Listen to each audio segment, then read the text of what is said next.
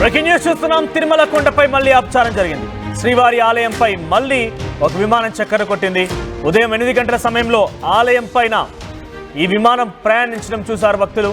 ఆగమ శాస్త్రం ప్రకారంగా ఆలయంపై నుంచి విమానాలు ప్రయాణం చేయడం అనేది విరుద్ధంగా ఉంది కాబట్టి నో ఫ్లయింగ్ జోన్ గా తిరుమలను ప్రకటించాలని కేంద్రాన్ని టీటీడీ కోరుతోంది. అయితే టీటీడీ విజ్ఞప్తిపైన ఇంకా నిర్ణయం తీసుకోలేదు కేంద్ర ప్రభుత్వం. ప్రస్తుతం ఏవియేషన్ మినిస్టర్ రామ్మోహన్ నాయుడుకి టీటీడీ చైర్మన్ లేఖ రాశారు. త్వరలోనే అధ్యయనం చేసి నిర్ణయం తీసుకుంటామన్నారు కేంద్ర మంత్రి.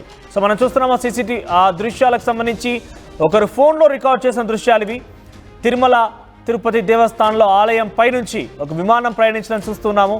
సో ఇది ఆగమ శాస్త్రం ప్రకారంగా విరుద్ధంగా ఉంది అని చెప్పి పలుమార్లు కేంద్ర ప్రభుత్వాన్ని కోరినా పట్టించుకోలేరు. మరోసారి అటు కేంద్ర మంత్రి రామ్మోహన్ నాయుడుకి లేఖ ద్వారా బిఆర్ నాయుడు టీటీడీ చైర్మన్ లేఖ ద్వారా పొందుపరిచారు. మరి ఇప్పుడు ఏం జరుగుతుందో చూడాల్సిన అవసరం అయితే ఉంది.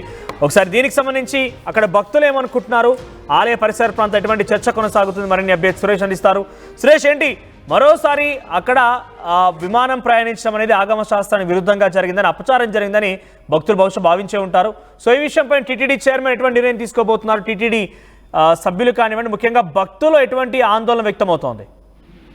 మనం ఏదైతే ఈ యొక్క శ్రీవారి ఆలయం పైన విమానం చక్కర్లు అనేది పలుసార్లు ఈ యొక్క రిపీట్ అవుతున్నటువంటి పరిస్థితి, ఇదంతా కూడా భక్తుల్లో తీవ్ర మనోవేదన గురి చేస్తున్నటువంటి పరిస్థితి. ఏదైతే ఆగమ శాస్త్రం ఆనంద నిలయం పైన ఈ యొక్క విమానాలు అనేది సంచరించకూడదు అనేది ఆగమ శాస్త్రంలో కూడా ఉంది.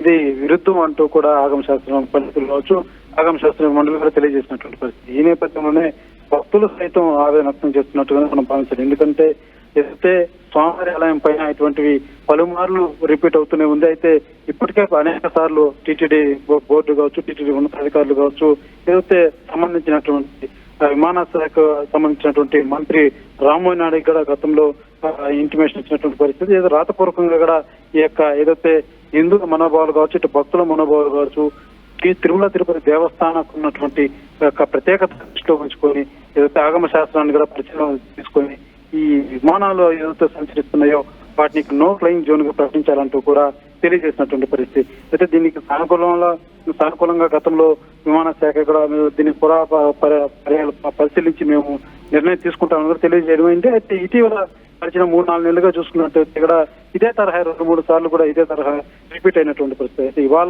ఏదైతే ఉదయం 8 గంటల సమయంలో ఈ యొక్క విమానం సంచరించడంతో మరోసారి వివాదాస్పదంగానే మారిందని చెప్పాలి. భక్తులంతా కూడా దీన్ని వ్యతిరేకిస్తున్నటువంటి పరిస్థితి. ఏదైతే అటు ఆగమ శాస్త్రం చెబుతుంది, ఆ అధికారులు కూడా ఇన్నిసార్లు తెలియజేస్తున్నారు. అయితే ఎందుకు దీని మీద నిర్ణయం తీసుకోలేదు అన్నది కూడా భక్తులు ఆవేదన వ్యక్తం చేస్తున్నటువంటి పరిస్థితి కనబడుతుంది. ఇదే తరుణంలోనే టీటీడీ ఏదైతే ఇప్పుడు ఉన్నటువంటి చైర్మన్ బిఆర్ నాయుడు ఆధ్వర్యంలో కావచ్చు, బోర్డు సభ్యులు కావచ్చు, అందరూ కూడా ఒక ఏకతారి ఒక నిర్ణయం తీసుకొని విమాన శాఖ సంబంధించినటువంటి మంత్రికి మరోసారి వినతి పత్రం ఇవ్వాలి.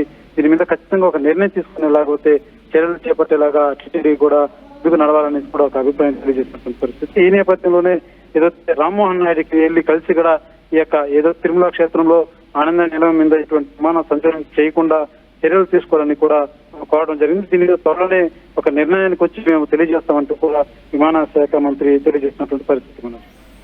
రైట్, అంటే అటు భక్తులు ఎటువంటి ఆందోళన వ్యక్తమవుతోంది. ఇటువంటి ఘటన గతంలో కూడా చోటు చేసుకుంది. ఘటనలో కూడా విమానాలు పైనుంచి వెళ్ళిపోయాయి. కేంద్రానికి పలుమార్లు విజ్ఞప్తి చేసినా కేంద్రం పట్టించుకోలేదన్నట్టుగా చాలా క్లియర్గా అర్థమవుతున్న నేపథ్యంలో భక్తులు ఎటువంటి విధంగా అభిప్రాయం వ్యక్తం చేస్తున్నారు? ఏదైతే భక్తులు కథనాలు వచ్చి టీవీలో సోషల్ మీడియాలో వచ్చే కథనాలు కావచ్చు, వీటన్నింటినీ చూసిన భక్తులు కావచ్చు, నేరుగా స్వామివారికి ఉన్న స్వామివారి ఆలయానికి ఉన్నటువంటి ఆధ్యాత్మికమైనటువంటి భావన కలిగినటువంటి భక్తులు కావచ్చు, ప్రతి ఒక్కరు కూడా తెలియజేసేటువంటి ఏదైతే ఆగమ శాస్త్రం తిరగడం అపచారం అని చెప్తున్నప్పుడు అధికారులు కావచ్చు, అటు సెంట్రల్ గవర్నమెంట్ కావచ్చు, ఎందుకు దీన్ని నిర్ణయించుకోకుండా ఈ విధంగా లేట్ చేస్తున్నారు, ఎందుకు దీన్ని కాలయాపన చేస్తున్నారు అన్నది మాత్రం భక్తులు బాగా కనబడుతున్నటువంటి ఆవేదన. ఏదైతే ఆనంద నిలయం అనేది స్వామివారి గర్భగుడి పైన ఇటువంటి జరగడం అపచారం అనేది ఆగమ శాస్త్రంలో ఉంది కదా, దీని మీద ఎందుకు పునరాలోచించకుండా అటు విమాన శాఖ కావచ్చు, లేకపోతే ఉన్నత అధికారులు ఎందుకు చర్యలు చేపట్టలేదన్న భావన మాత్రం భక్తులు ఎక్కువ కనబడుతుందని చెప్పారు. రైట్ సురేష్. సో తిరుపతి కొండపై నుంచి మళ్ళీ విమానం ఒకటి ప్రయాణించింది. ఈ నేపథ్యంలో విమానం చెక్కలు కొడుతున్న నేపథ్యంలోనే కొంత భక్తులు కూడా ఇదంతా అపచారం అంటూ భావిస్తున్నారు. ఉదయం 8 గంటల సమయంలో విమానం మరోసారి చెక్కలు కొట్టింది. ఈ విషయం పైన గతంలో కూడా అటు టీటీడీ పాలకవర్గం కేంద్రానికి లేఖ ద్వారా పొందుపరిచి ఇక్కడ ఫ్లయింగ్ జోన్ని ఎత్తివేయాలంటూ కూడా వారంతా చెప్పిన రిక్వెస్ట్ చేసిన నేపథ్యంలో కేంద్రం పట్టించుకోలేదు. మరోసారి ఏవియేషన్ మంత్రి రామ్మోహన్ నాయుడికి టీటీడీ చైర్మన్ బిఆర్ నాయుడు లేఖ ద్వారా పొందుపరిచారు. ఇది పూర్తిగా ఆగమ శాస్త్రానికి విరుద్ధంగా ఉంది, దీన్ని వెంటనే నిలిపివేయాలంటూ కూడా కోరడం జరిగింది. మరి ఈ తదుపరి ఎటువంటి యాక్షన్ ఉంటుంది, కేంద్రం ఎటువంటి నిర్ణయం తీసుకుంటుందో చూడాల్సిన అవసరం అయితే ఉంది.